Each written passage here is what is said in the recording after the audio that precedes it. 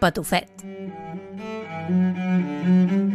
Hi havia una vegada un nen tan petit, que cabia al palmell d'una mà. Els seus pares li van posar de nom Patufet. Un dia, la seva mare preparava el dinar i li faltava una mica de safrà per abocar l'arròs. En Patufet, tot content, es va oferir per anar ell mateix a la botiga. Tot i que la seva mare li feia una certa angúnia per por que el trepitgessin, en Patufet li va dir: «Tranquil·la, mare, i aniré cantant i així ningú em trepitjarà». I així ho va fer.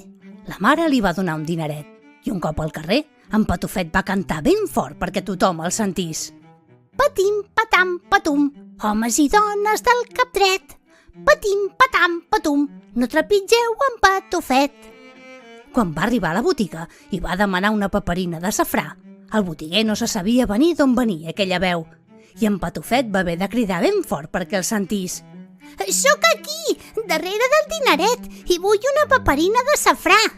Un cop el botiguer va veure d'on sortia aquella veu, li va donar la paperina de safrà i el Patufet va marxar tot content i cantant la cançó. Patim, patam, patum, homes i dones del cap dret. Patim, patam, patum, no trepitgeu en Patufet.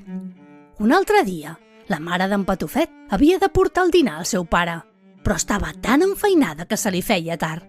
En Patufet es va oferir novament a portar-li ell el dinar al seu pare i va insistir i suplicar tant que la mare no s'hi va poder negar. Així doncs, en Patufet va agafar el cistell amb el dinar i tot content va anar cap al bosc on treballava el seu pare, que era llenyataire, i perquè tothom el sentís va començar a cantar la cançó. Patim, patam, patum, homes i dones del cap dret. Patim, patam, patum, no trepitgeu en Patufet. De cop i volta va començar a ploure i en Patufet, per no mullar-se, va córrer a xoplugar-se a sota d'una col que hi havia al costat del camí.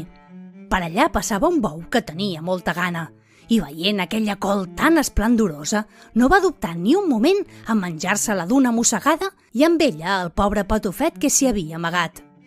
A l'hora de dinar, la seva mare, en veure que en Patufet no tornava, es va començar a amoïnar i quan el pare va tornar de la feina i va dir que no havia vist en Patufet, van sortir corrents tots dos a buscar-lo al camí del bosc.